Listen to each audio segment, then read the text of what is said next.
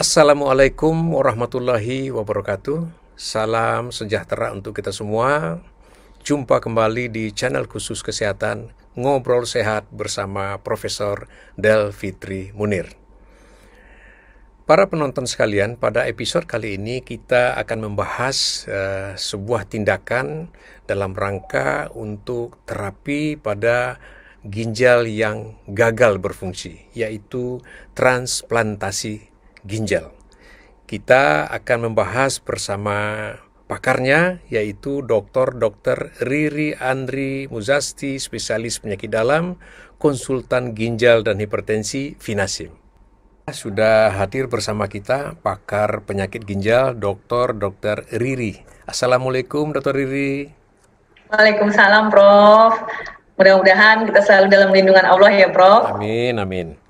Dr. Riri, pada episode kali ini kita akan membahas mengenai transplantasi ginjal. Kita tahu bahwa kalau namanya transplantasi tentu ginjal orang lain yang ditambahkan. Tentu ada persoalan lain. Tetapi yang perlu diketahui oleh pemirsa, kapan transplantasi itu dilakukan? Pada penyakit ginjal yang separah apa? Baru kita anjurkan untuk dilakukan penggantian ginjal atau transplantasi ginjal ini. Silakan Dr. Riri. Ya, terima kasih, Prof.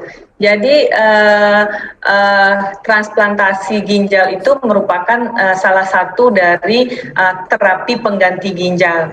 Nah, dikatakan terapi pengganti ginjal karena memang kondisi ginjal itu tidak mampu lagi menjalankan fungsi. Nah, kita tahu tadi bahwa ginjal itu kan progresif dan irreversible penyakitnya. Jadi kalau memang misalnya pasien ada diabetes, ada hipertensi, atau sudah penuh ginjalnya dengan batu-batu, nah jadi tentu ini suatu saat pasti akan jatuh ke penyakit ginjal tahap akhir. Nah, ketika pasien mengalami penyakit ginjal tahap akhir, pada saat ini itu pasien sudah memberikan keluhan, jadi mual muntah, sesak nafas. Nah, ini terjadi karena kadar racun itu sangat tinggi di dalam tubuh. Faktor-faktor inflamasi peradangan sangat hebat di dalam tubuh. Jadi racun dan faktor-faktor peradangan ini tidak saja mengganggu ginjal, tetapi juga mengganggu semua organ, Prof. Jadi mengganggu jantung, mengganggu paru-paru. Makanya ada istilah namanya cardiorenal syndrome, Prof. Jadi penyakit ginjal yang juga mengganggu jantung, menyebabkan ganggu ke paru-paru, nah bahkan bisa mengganggu ke otak. Nah, faktor-faktor inflamasi, faktor-faktor racun ini yang menyebabkan gangguan seluruh tubuh ini nanti kan menyebabkan namanya multi organ failure, jadi kegagalan semua organ. Nah, kalaupun nanti misalnya dilakukan transplantasi kelak, nah organ yang lain kan juga sudah terganggu. Nah, jadi kualitas hidup pasien juga tidak terlalu bagus kelak, Prof. Nah, itulah kenapa sebenarnya secara ideal transplantasi itu dilakukan tidak pada saat tahap akhir, Prof. Tetapi dilakukan biasanya itu pada tahap stadium 4 kita lakukan kepada pasien. Jadi pada saat fungsi ginjal sudah menurun, tetapi keluhan, gejala, peradangan belum hebat pada pasien. Nah, kenapa kita khawatir dengan peradangan? Jadi peradangan-peradangan ini akan mencetuskan pertahanan tubuh yang kita kenal dengan antibodi. Nah, antibodi ini tentu akan terbentuk banyak di tubuh, Prof. Sehingga kelak jika ginjal orang lain diberikan kepada kita, maka akan gampang tertolak oleh tubuh kita. Jadi istilahnya reject oleh tubuh kita, karena pada dasarnya sudah terbentuk banyak antibodi pertahanan tubuh oleh tubuh karena tadi faktor-faktor racun dan inflamasi-inflamasi tadi.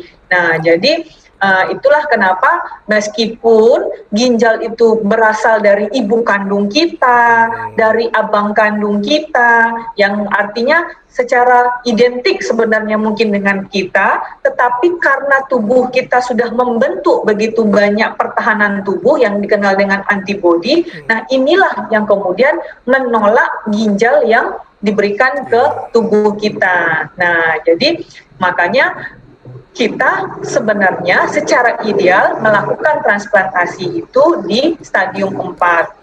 Tetapi tidak menutup kemungkinan juga. Nah, jadi kalau yang kita lakukan selama ini justru memang pada pasien-pasien yang sudah end stage kan, Prof. Nah, karena kenapa? Karena memang pasien itu datang ke kita kan dalam keadaan terlambat tadi, Prof. Dalam keadaan terlambat, sudah uremia, harus segera kita cuci darah, maka pasien kita lakukanlah dulu cuci darah untuk penyelamatan nyawanya. Nah, seiring dengan tindakan cuci darah, pasien kembali pulih, artinya kembali fit dengan cuci darahnya, baru pasien kita persiapkan untuk transplantasi ginjal. Nah, cuman memang dibandingkan yang stadium 4, perawatan pasien-pasien yang menjalani transplantasi di tahap akhir tadi memang agak lebih perhatian khusus dibandingkan pada pasien-pasien yang tadi stadium 4. Nah, karena kan tadi kalau yang di stadium 4 keluhan belum cukup banyak, kadar HB masih cukup bagus. Nah, ini kan HB-nya sudah rendah. Nah, jadi agak lebih banyak perhatian untuk pasien-pasien yang di tahap akhir. Jadi tidak menutup kemungkinan. Jadi pada pasien, jadi mana tahu ada pemirsa yang sudah menjalani cuci darah, kemudian berpikir ingin transplantasi, gara-gara nanti mendengar ini, wah nggak bisa lagi dong transplantasi. Tidak, artinya masih bisa menjalani transplantasi ginjal, tetapi mungkin akan mendapat perlakuan yang lebih khusus, artinya perhatian karena kondisi-kondisinya agak lebih berat dibandingkan pasien-pasien tadi yang belum menjalani cuci darah, artinya yang masih stadium 4, Prof.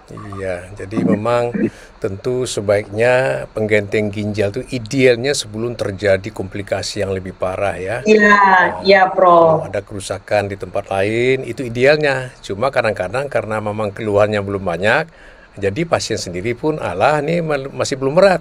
Nah, kalau sudah berat, nah ini ceritanya penolakan lebih hebat lagi. Ya.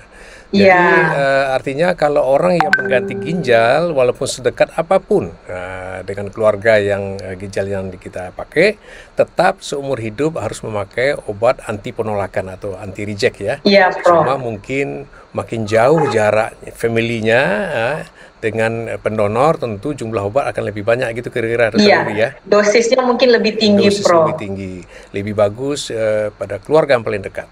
Kalau ada, tentu yang memenuhi syarat. Tentu yang lebih baik tentu menjaga kesehatan ginjal ya, menjaga makanan, minuman, ya, pola hidup makanan kita jaga supaya ginjal ini sehat dan tidak terjadi kerusakan yang berujung nanti gagal ginjal. Dan tentu cuci, kalau sudah cuci ganti ginjal dengan segala persoalannya. Itu biaya untuk ganti ginjal itu bukannya murah juga gitu ya, Dr. Riri ya. Iya, Prof. Nah, donor pun susah juga didapat, yang bersedia pun susah. Ada yang bersedia cuma jauh di sana, gennya jauh lagi, tentu lebih banyak dibutuhkan obat-obat untuk penolakannya. Itu Dr. Riri ya. Ya, mungkin satu lagi mungkin Prof yang tidak mungkin yang kurang dikenal oleh masyarakat awam ini cuci perut, Prof. Jadi kan yang lebih dikenal itu kan cuci darah, Prof. Nah, jadi ada yang namanya cuci perut. Nah, jadi ini memang terapi pengganti ginjal yang kurang dikenali oleh para pemirsa. Jadi mungkin kalau misalnya istilah selama ini gagal ginjal cuci darah. Nah, juga ada namanya cuci perut, Prof. Baik. Baik, Dr. Riri, ada alternatif yang banyak ya, tetapi yang paling bagus untuk yang menjaga kesehatan ginjal ya. Terima kasih atas informasinya. Semoga bermanfaat untuk pemirsa sehat di rumah, dan tentu salam sehat selalu untuk kita semua. Dan wassalamualaikum warahmatullahi wabarakatuh. Waalaikumsalam warahmatullahi wabarakatuh.